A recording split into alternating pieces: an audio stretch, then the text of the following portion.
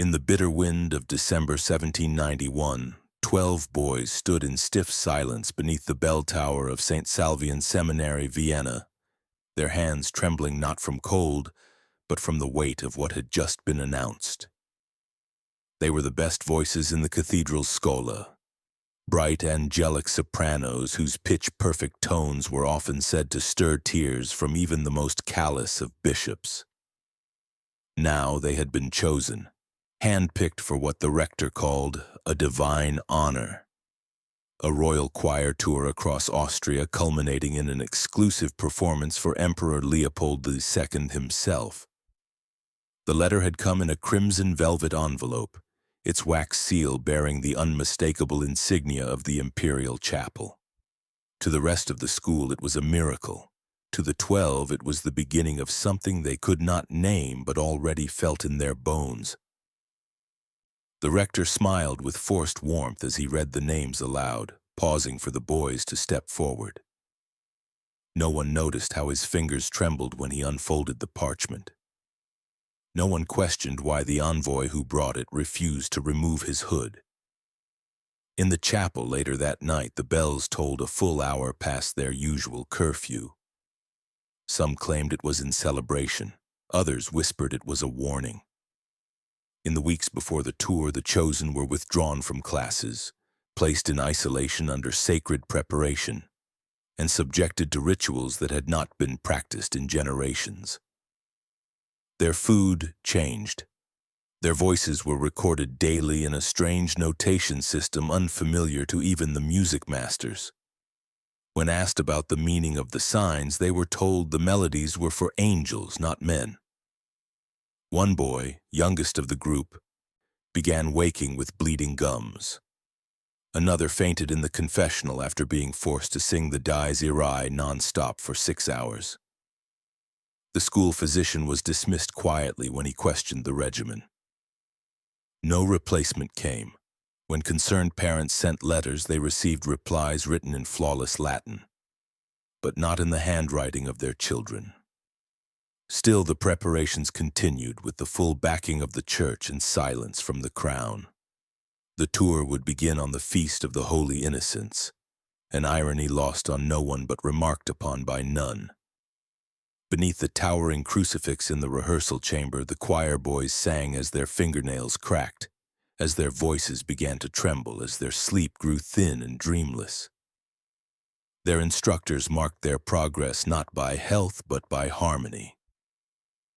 What none of the boys knew, what even the rector only half understood, was that this invitation had come not from the emperor but from a quiet directive buried in the Vatican's black registry. A vault of rituals outlawed yet never destroyed.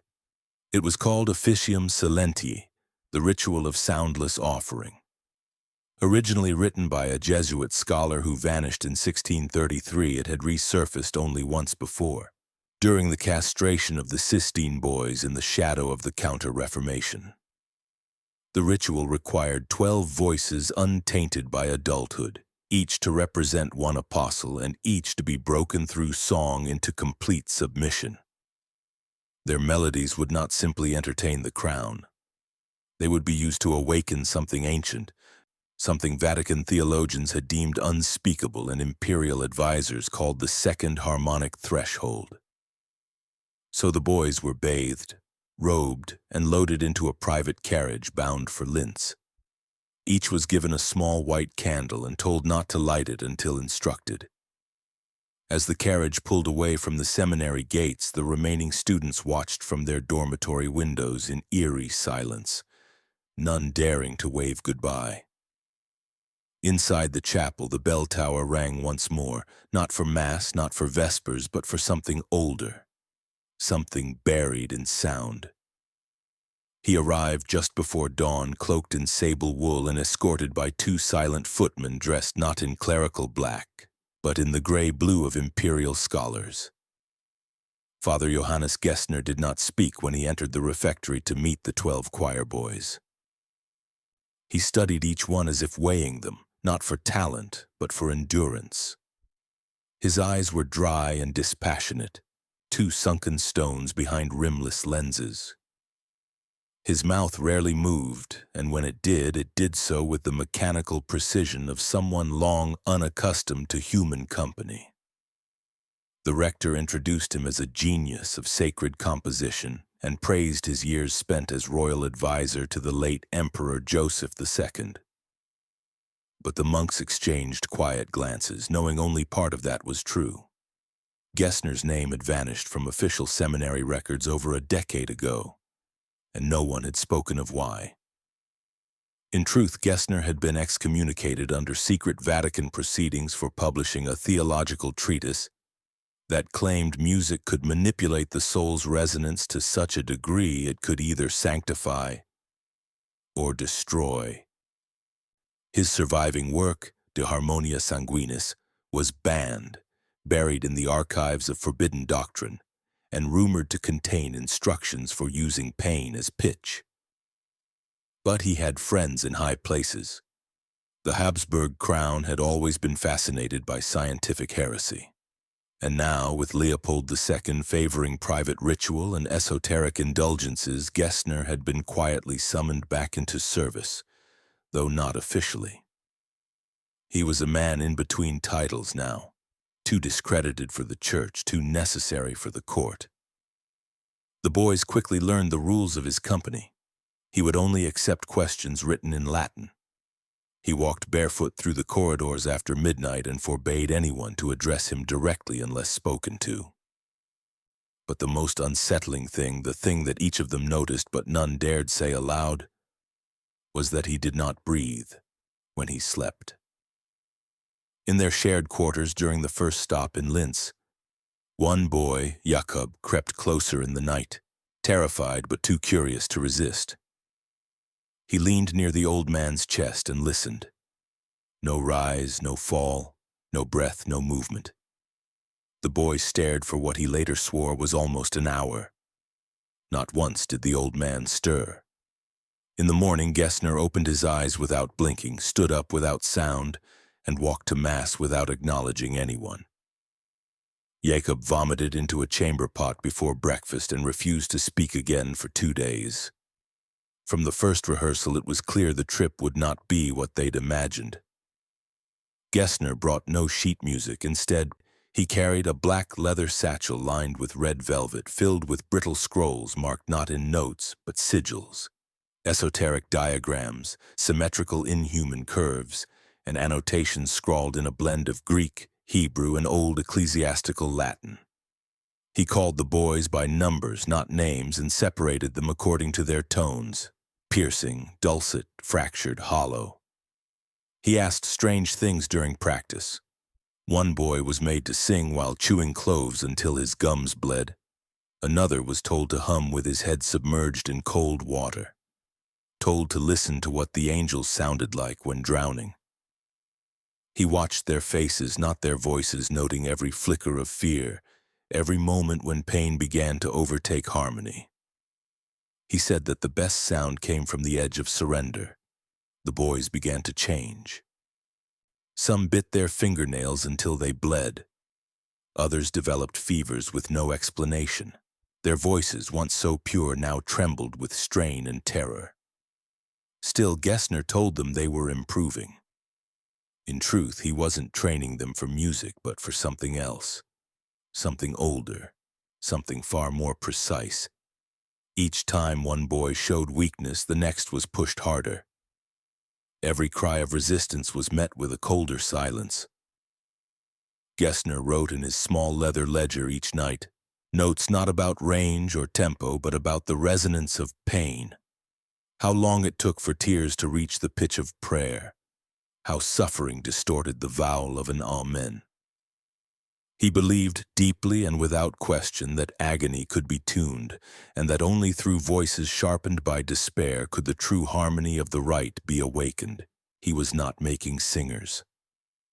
He was building instruments, instruments that would never leave the tour alive. The monastery in Linz rose out of the fog like a slab of stone abandoned by time, its walls blackened by centuries of candle smoke and decay. No one greeted the boys when the carriage stopped.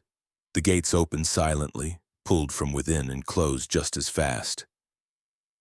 Inside, the air was cold and bitter with old incense and something sharper, something like rot clinging to the wooden beams. The monks here were different, silent, hunched, faceless beneath hoods so tightly drawn they seemed more like shadows than men. The boys were led wordlessly to a small dormitory where their belongings were taken and replaced with coarse robes of gray linen. A placard on each bed bore a Roman numeral, not a name. Gessner said nothing. He simply stood near the door, watching each boy choose their number. That night, no prayers were offered, no candles lit. Only the darkness pressed in as the sound of iron latches clicked shut from the outside. At dawn, a bell rang once, deep, low, and long enough to rattle through the chest. The boys were led to the refectory where they were seated in silence and served a single item, a thin wafer soaked in wine, resting on a square of cloth marked with what looked like handwritten Hebrew. No one spoke, not the servers, not the monks, and certainly not Gessner. When one of the older boys tried to whisper, a monk stepped forward and pressed a finger to the boy's lips, then slowly drew it down to his chest. That was all it took. The boy did not speak again for the rest of the week. Gessner explained later in a short Latin scroll pinned to the chapel door that this was the cleansing fast, a necessary preparation for their divine offering. Their vocal cords, he wrote, must be purified through stillness and hunger. Their mouths would be made sacred by submission. Their voices would not be their own by the end. By the third day, their lips were cracked, their tongues coated with a pale residue, and several of them woke with blood along their gums. One had bitten through the side of his cheek in his sleep. Another began to cough uncontrollably, spitting up small threads of mucus streaked pink. Still they obeyed. Still they took the wine-soaked wafer without complaint. They were told that suffering was part of preparation, that the angels themselves had bled before they could sing. At night, they were locked into their cots, wrists tied loosely to keep them from sleepwalking, Gessner said. But it was not sleep they feared. It was the silence, the way the old pipes above their room groaned like breath, the way they sometimes heard scraping along the floorboards even when no one was walking. No one dared speak of the shadows that moved between the beds. On the fifth night, the youngest boy, Felix, only 11, did not rise for morning prayer. His cot was bare, his robe folded, and in his place lay only a thin strip of parchment scrawled with the Latin phrase Corpus Redemptus.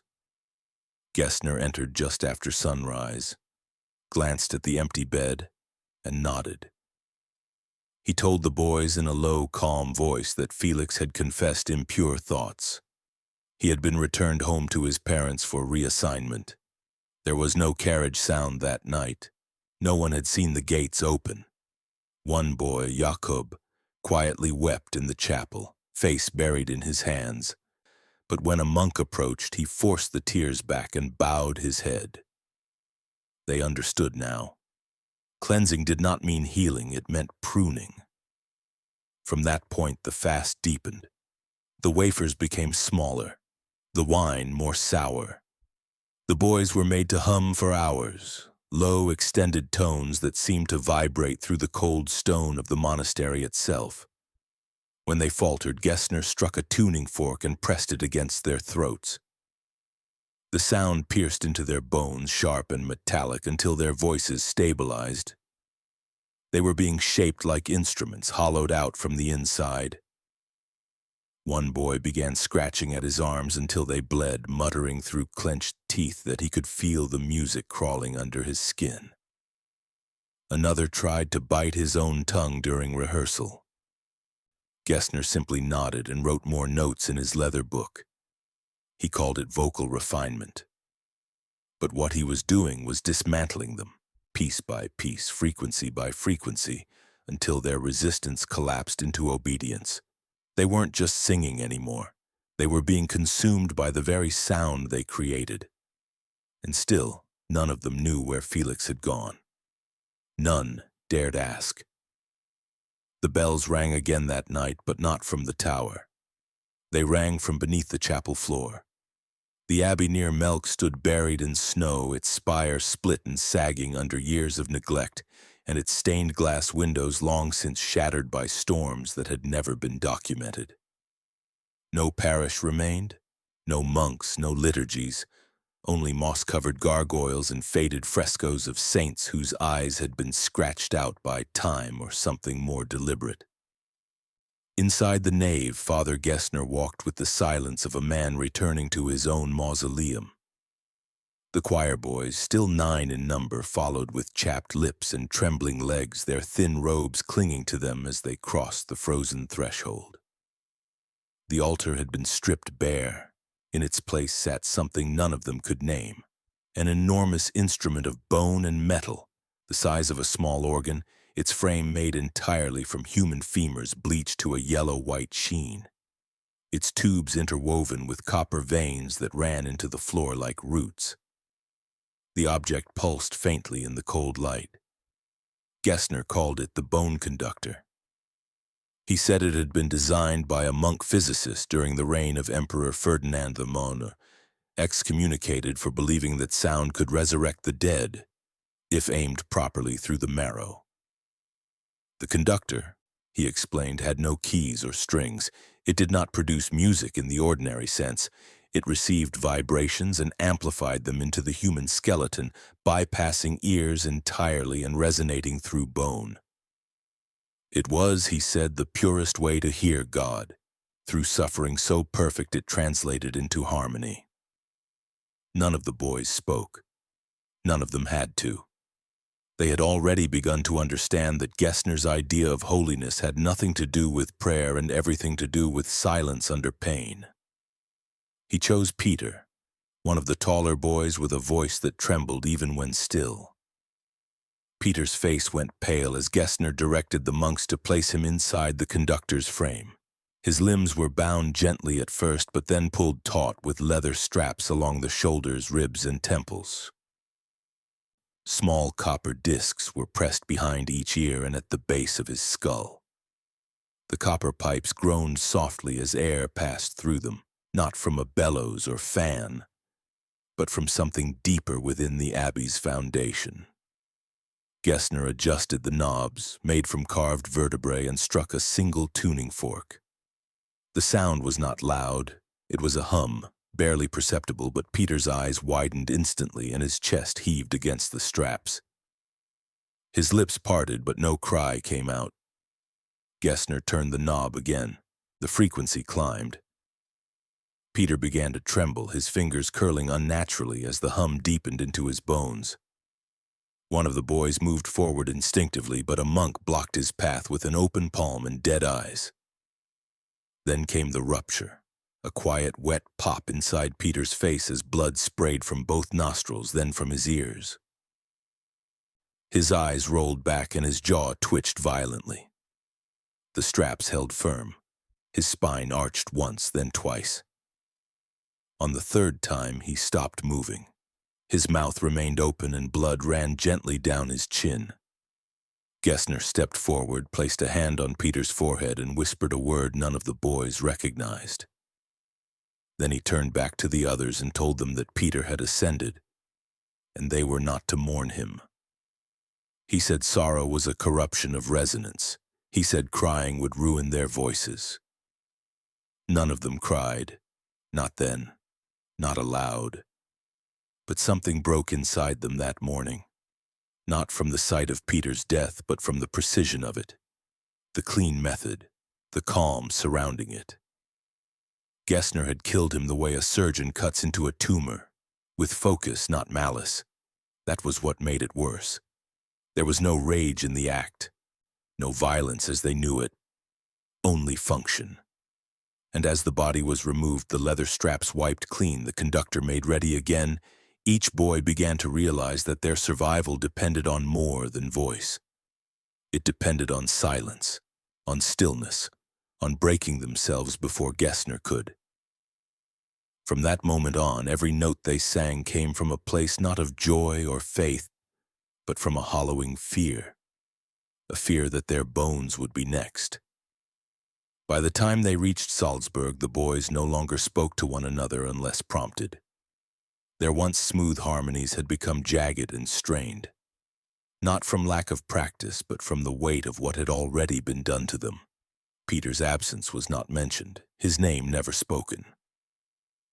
Gessner referred to the choir as having reached the ninefold key, as if Peter's death had unlocked something that the others were too afraid to question.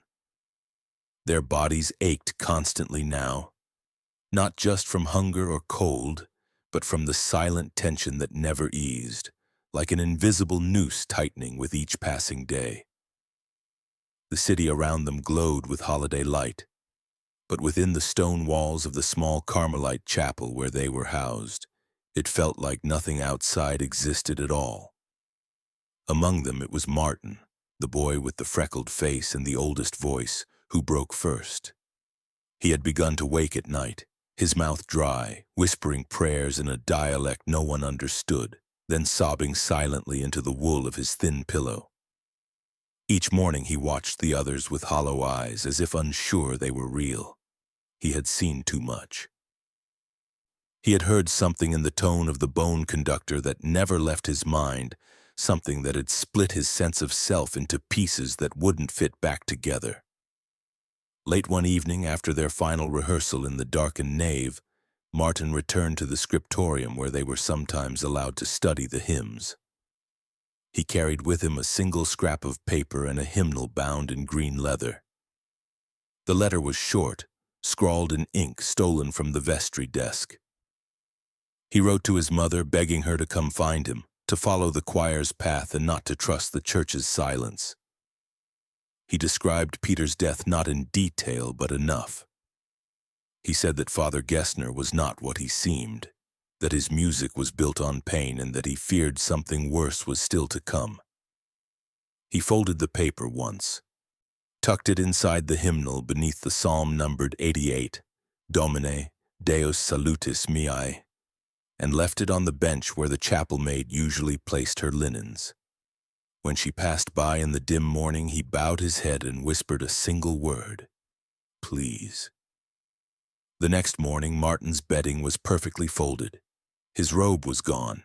His shoes sat neatly beneath the cot, but his name had already been scraped from the wooden plaque above the bed. The boys stared but said nothing. No one asked where he had gone. No one dared to. Gessner arrived later than usual, calm, carrying a small cloth bundle which he placed on the altar without explanation. When one of the boys glanced at it too long, Gessner turned and announced in that same flat and reverent tone that God has refined another voice. His eyes did not waver.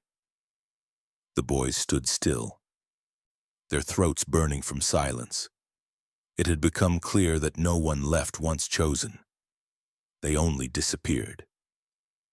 That evening, they were made to sing again.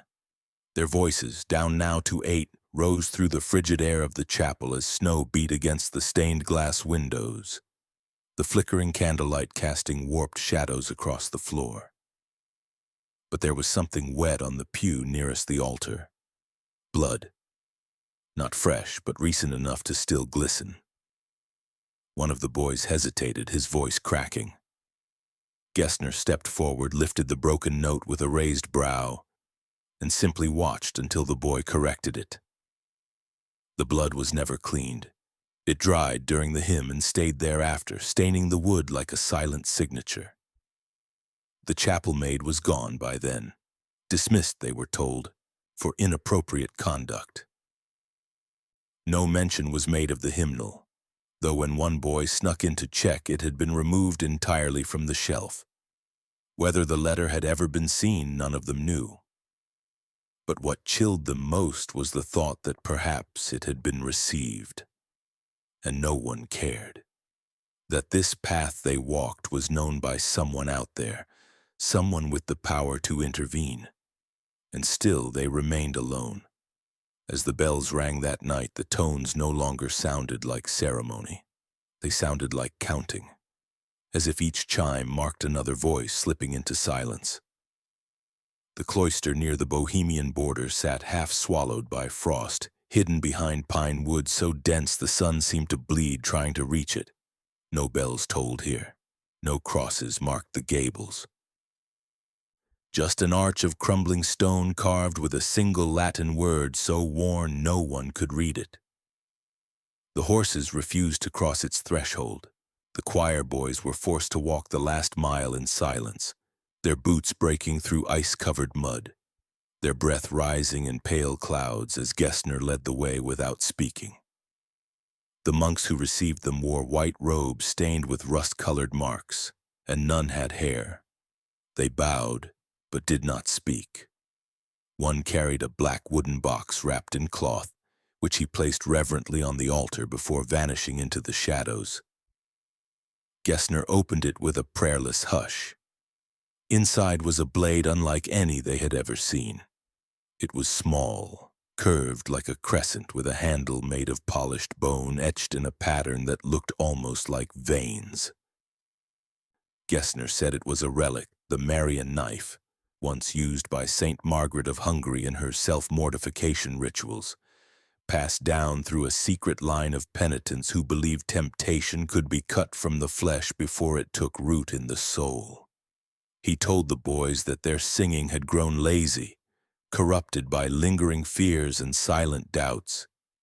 He said impurity could be heard in the softness of their consonants. And so he would purify one of them so the others might listen and learn. He chose Lucas, the one with the softest voice, the boy who flinched whenever Gessner came near. 2 monks brought him forward, their hands firm but not rough, and laid him on the altar like an offering. His wrists were bound with red cords, a candle was placed at his head. Gessner held the knife above him and whispered something the others couldn't hear. Then, without warning, he pressed the blade under the nail of Lucas's left index finger. The sound was not loud, but the snap of nail from skin, the sudden sharp intake of breath, and the faint crack of the boy's voice splitting into a sob, all cut through the room like a scream in a tomb. Gessner didn't flinch. He nodded to the rest of the boys. He told them to sing. Their voices quivered, then rose into a broken chant. Psalm 51, "Have mercy upon me, O God," Gessner continued, 1 finger at a time, each nail lifted with the blade, each chant growing louder as the screams twisted through the rhythm. When Lucas passed out, the monks revived him with salts and forced water between his teeth. He came to with a gasp and cried silently as the 7th nail came loose, his eyes wide, fixed on nothing.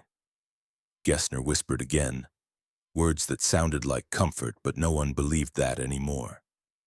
They sang until blood pooled on the marble, until Lucas's hands looked like torn parchment, until the psalm became a dirge of shaking voices struggling not to fall apart.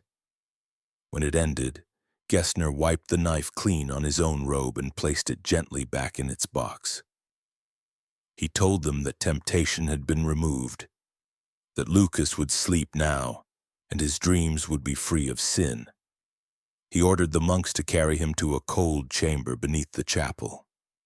No one asked why it needed to be locked. The next morning, Lucas did not return.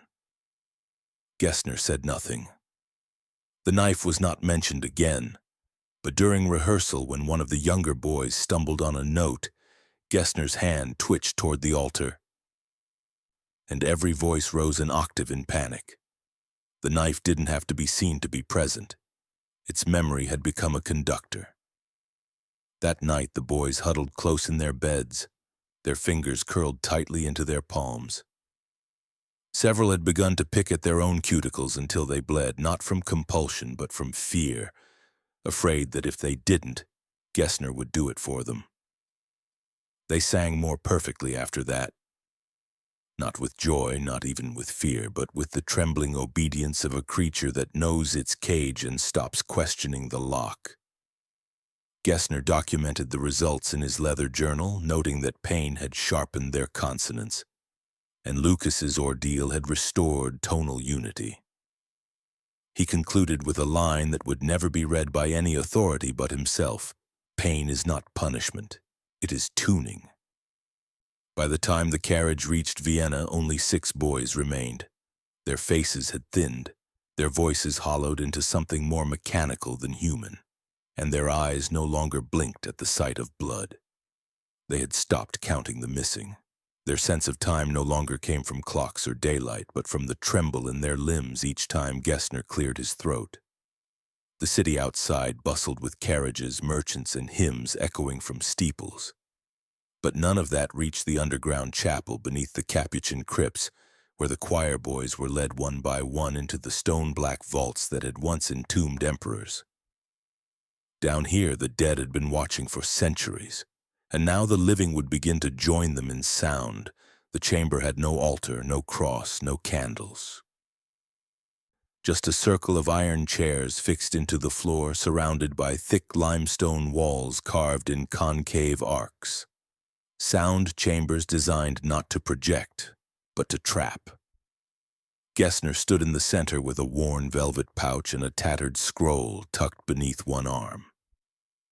He told them they had reached the final phase of refinement, that their voices were nearly ready, that only one last threshold remained, the breaking of the mortal limit of hearing. He called it inaudita concordia, the inaudible harmony, a theory first described in a banned 14th century manuscript attributed to a Carthusian monk who later sewed his own mouth shut and starved to death. According to Gessner, these harmonies were not sung but evoked, pulled from the bones of the faithful by frequencies no ear could process, only the soul. He fitted each boy with wax earplugs soaked in frankincense oil, forcing them deep into the canal until the silence became absolute. Then he sat them, each in his own chair, and ordered the monks to seal the door. One by one, he activated the resonance tubes hidden in the floor, low vibrations that trembled through the stone and into the seats, then into the spines of the boys themselves. They could not hear it, but their bodies could feel it. The low moan of sound moving like smoke through their ribs into their chests, up their jaws. At first, they sat still, disoriented but obedient. But then, the pressure began. Lucas, the smallest of the 6, started to hyperventilate. His breath came in short gasps, and his hands shook uncontrollably as the vibration began to mimic the rhythm of a heartbeat that wasn't his own. He looked to the others, but they could not hear him. His mouth opened in a silent scream. The air thickened, or so it seemed, and he began clawing at his own neck, convinced something was closing in. He tore at the wax in his ears, but it was too deep. And then, without warning, he collapsed forward, his lungs having failed to distinguish breath from panic. Gessner did not move to help him. He simply turned to his journal and marked the result. Subject 4. Overstimulation collapse within 12 minutes. Voice now silent. The others remained seated, but one, Andreas, had begun rocking. His eyes were open, but his pupils had shrunk to tiny dots. His hands pressed against the walls, searching for cracks in the stone. When none came, he began to dig. Slowly at first, then with a rising frenzy, his nails bent back one by one as blood smeared across the limestone as he pounded with his fists. Gessner let it continue. The boy's voice, after all, had always been imperfect. By the time the door was opened, 2 fingers were broken at the base and 3 nails were missing. His song would never be sung again. The remaining 4 were removed in silence, carried out of the chamber with their ears still sealed, their eyes wide with something deeper than fear, something like resignation. Gessner said they had heard the harmony even if they could not name it. That was the point, he told them. The body could receive what the mind must never understand. The loss of 2 more voices was not failure. It was proof that the others were closer to transcendence. He told them that pain was not the end of music, it was its source. And if their bodies bent beneath it, that only meant they were becoming perfect vessels. That night the boys did not sleep. One stood facing the wall for hours, muttering in a rhythm that resembled the vibrations they had felt. Another held his hands close to his chest, refusing to speak even when asked. Gessner watched from the corner, his breath shallow, his journal open to a fresh page. He knew what came next. He had long known. This was not about voices anymore, it was about silence. Silence made from broken minds and shattered sound. And now, with only 4 voices left, the music could finally begin. The chapel they entered next was buried so deep beneath the Imperial Archive that no map recorded its existence. It was carved from ancient saltstone and lit by oil that burned thick and blue. There were no crosses on the walls. Only faded frescoes of open mouths and broken tongues, as if the saints painted here had screamed until their portraits forgot them. Gessner moved through the space like a man returning home. He carried with him a long bundle wrapped in lambskin which he placed at the altar with trembling reverence. When he unwrapped it, the boys leaned forward, not in curiosity but in the reflexive dread they now felt whenever Gessner revealed anything veiled. Inside lay a black embroidered stole, frayed, delicate, and stained with something older than blood. He told them it belonged to Pope Pius V, that it had never been buried with him as the records claimed, but hidden after a mass so blasphemous it had been struck from Vatican annals. The ritual had only been performed once since. That would change tonight. He ordered the 4 remaining boys to strip to the waist. Each was handed a candle and made to walk in a circle around the altar in complete silence, their bare feet scraping against the salt-dusted floor. Gessner instructed them that they were to witness the sanctification of voice through suffering, that one among them would be chosen not to die but to ascend. They did not respond. By now, even flinching was forbidden. He selected Matthias, the tallest, the one whose voice once rang clearest during the Kyrie and had since cracked into silence. Gessner called this crack the fracture of transformation. He said it made Matthias ideal. The others were told to stand beside him to hold his hands as the ritual began. Golden hooks, small and barbed like fish teeth, were produced from a lacquered box lined in red velvet. Gessner fastened the first to the skin beneath Matthias's chin, then 2 more behind the jawline, threading them with silk cords stained a deep amber. The boy's mouth remained shut, but his eyes begged, and the shaking in his knees betrayed the terror that couldn't find language. Gessner ignored it. With precise, almost surgical movements, he raised the cords upward, securing them to an iron frame that hung over the altar like a chandelier with no candles. Slowly, as the silk tightened, Matthias was lifted, not by his arms or chest, but by the flesh under his jaw. His head tilted back, mouth wide open in a frozen gasp. The others felt the sweat on his palms as they clutched his hands, felt the way his fingers gripped tighter with each pull of the cords. Then came the sound. It wasn't a scream. It wasn't even a cry. It was a strained vibration like breath forced through a reed, sharp and trembling. Gessner called it the first note. He stepped behind Matthias and gently pressed on the boy's diaphragm. The sound grew louder, strained, involuntary, more exhale than voice. He pressed again and the sound shifted, fractured, as if something were tearing inside the throat. Blood trickled down Matthias's neck, staining the collarbones. Still the cords held. Still the hands held on. His legs began to convulse, his heels scraping the stone floor in small, trembling kicks. Gessner closed his eyes and whispered a chant in Latin, letting the sound fill the room, his voice weaving around the boys' strained groans as if tuning them together. It lasted 6 minutes. Then Matthias went still. But he did not die, not immediately. His chest still rose and fell. His eyes blinked slowly. Gessner loosened the cords just slightly and allowed the boy to hang limp in the ropes, suspended but breathing. He turned to the others and said the voice had been captured.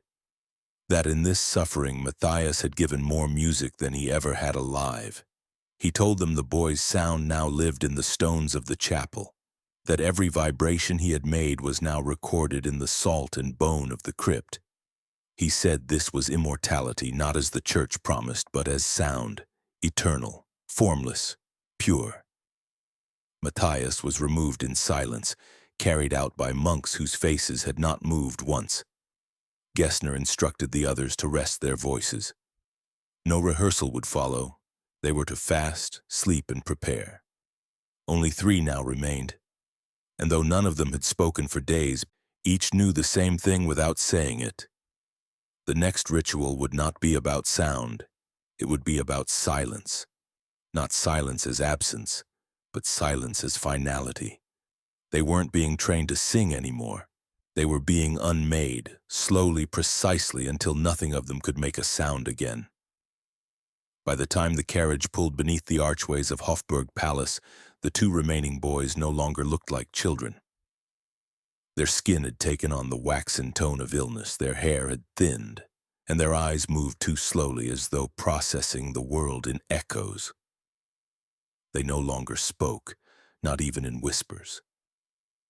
Their voices were instruments now, stripped of identity, molded by pain and made to obey.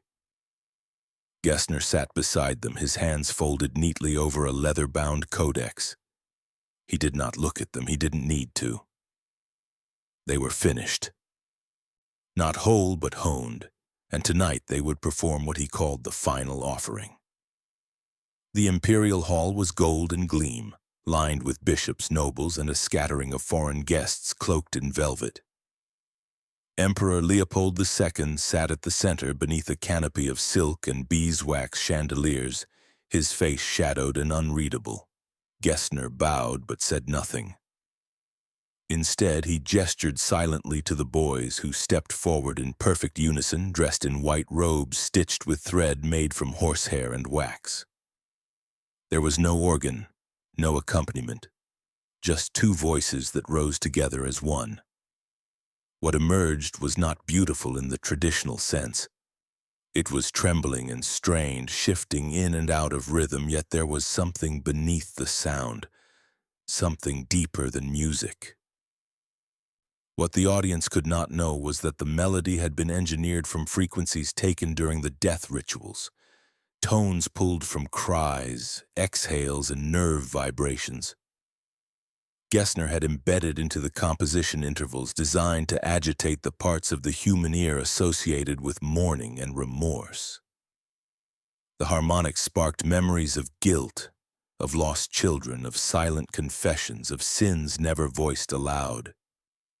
It reached into their chests like a hand, pressing gently but relentlessly. Many wept without knowing why. Some turned their faces downward, ashamed. The emperor's knuckles whitened as he gripped the armrest of his throne. The music had done what it was made to do. It did not entertain. It punished. When the song ended, silence clung to the room like smoke. Then came the applause, quiet at first, then rising in polite confusion.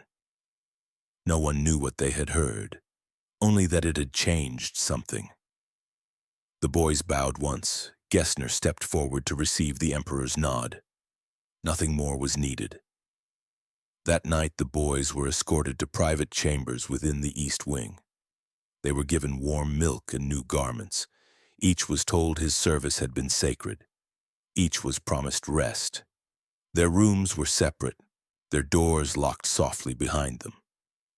By morning, both beds were made. The candles had burned down clean. Their suitcases stood untouched at the foot of each bed, still buckled, as though they had never been opened. No blood, no struggle, no witnesses. Gessner informed the palace guard that the boys had been escorted home early to avoid illness. The rector of the seminary received a letter the next week bearing the imperial seal, thanking the institution for its sacrifice and requesting the choir be disbanded indefinitely. The ledgers were adjusted, the names erased. No graves were dug, no parents were contacted. The boys' existence dissolved into the pages of a forgotten tour log. One monk who had helped prepare the final performance later claimed he found something beneath the floorboards of the boys' chambers. A folded parchment containing a musical phrase written in Gessner's hand, beneath which was scrawled the word recipere, to receive. He burned it before anyone else could read it. No copy of the final song was ever kept. Gessner's journal, however, recorded it in brutal detail. 2 vessels, emptied without fracture. Harmony complete. Silence achieved. At Hofburg, the chamber where they sang was permanently closed the following year for structural decay. In reality, its acoustics had begun to resonate inexplicably. Soft, breathy tones that returned in certain intervals even when no one stood inside. The staff called it the echo of the twins. No repairs helped. Eventually, the room was sealed with stone. Gessner never returned to the seminary. He vanished from public record, last seen boarding a train eastward with no known destination. But for those who had heard the boys' final harmony, something lingered. An ache in the chest during moments of quiet. An inexplicable sadness after certain prayers. A grief that seemed to have no origin. And so the song lived on, not in memory but in consequence. And those who tried to forget found that some sounds once heard never truly leave. The letters began arriving 2 weeks after the final performance at Hofburg Palace. Each was written in ornate Latin, the script calligraphic and severe, sealed with the black wax of ecclesiastical dignity. They bore no return address. To the families of the disappeared choir boys, they offered a single explanation. Each child, the church wrote, had answered a higher calling and been reassigned on urgent spiritual mission to North Africa. No further details were given. No signatures appeared at the bottom. Only a stamped insignia of a little-known Vatican office, Sacramentum Transitus Voces, the sacrament of vocal passing. Most families, silenced by fear or loyalty, obeyed. Some wrote back. No reply ever came. One mother, widowed, devout, and too poor to travel, set out on foot toward the seminary in Vienna and was turned away by guards she did not recognize, who said the choir program had long been closed and the record sealed due to an internal restructuring of the Holy Office. She was given a candle and told to pray for understanding. She died the following winter, alone, clutching her son's baptismal ribbon. The seminary itself continued on for another decade, stripped of its musical prestige but functioning under new leadership. No choir was ever formed again. The chapel remained locked. Father Gessner was never spoken of. His chambers were converted into an archive, though most of his personal effects had disappeared the night after the imperial performance. Rumors swirled among junior priests and kitchen staff. Whispers about the tour, the vanished boys, the sealed room in the north wing that no one had the key to. But the church denied everything. It was easier that way. History could be rewritten with the stroke of a quill. It wasn't until 1807, when lightning struck the bell tower during a summer storm, that the building began to reveal its truth. The fire gutted the west wing. Smoke crept through the corridors, cracking stone and blackening relics that had survived 2 centuries. As the flames were doused and the charred timbers cleared, a workman stumbled upon a crawl space hidden behind the eastern crypt, a narrow shaft leading downward to what appeared to be a sealed chamber. The door was iron, the lock old but still intact. When it was finally forced open, the smell was the first thing that escaped, not of decay but of old wax, mildew, and wine dried into dust. The chamber inside had no windows, no altar. Just stone benches along the wall and a single desk in the center, covered in cloth that had once been read. On that desk were 4 journals, all bound in black leather, the pages stained with water damage, blotched wine rings, and the unmistakable fingerprints of dried blood. The handwriting inside was uneven, sometimes slanted wildly and often interrupted by symbols, shapes not found in any known liturgical alphabet. The author identified himself only once on the back of the third volume, Andreas, choir boy number 6. His entries began as reflections, simple notes about the tour, the hunger, the rituals. But as the pages turned, the words grew more frantic, more abstract. There were drawings of the bone conductor, its pipes labeled with body parts instead of notes. There were renderings of ritual masks worn by the monks, one with a mouth sewn shut, another with 3 empty sockets for eyes. Musical notations filled several pages, but the staff lines had no clefs. The melodies were annotated not in tempo but in commands. Bleed here, sustain pain through breath, echo beneath the spine. One composition was titled Missa pro inane, Mass for the Hollow. The final entry was a single paragraph, written in Latin but translated loosely in the Vatican's internal report years later. It read, "He no longer wants the notes, he wants what's between them. The silence, that is where he lives now. That is the voice Gessner serves, and we who sang were only his throat." After the journals were quietly confiscated, the room was resealed, the workers paid and sent away, and no official investigation was ever conducted. The local bishop who had overseen the cleanup died within months, his personal diaries erased from church archives. Only whispers remained, whispers and a song that no one dared sing. In the decades that followed, strange sounds were still heard in the ruins of the seminary. Low hums on certain feast days, vibrations that ran through the stone floor during midnight mass. A young priest once claimed he found a page tucked into the back of his breviary, written in the same blood-blotted hand. It simply read, "The silence is tuned now. Are you?" He left the order a week later and never spoke of the priesthood again. No monument was ever built for the 12 who left and never returned. No liturgical service was held. Their names were scrubbed from the registers, their baptisms erased. But for those who knew, who still heard echoes in the walls or felt the pressure in their chest during certain hymns, their voices remained. Not as memory, but as residue, as warning, and perhaps worst of all, as proof. Because in the end, the greatest horror was not the pain they suffered. It was the silence that followed it. A silence so carefully constructed, so methodically preserved that even God, it seemed, had been convinced to look away.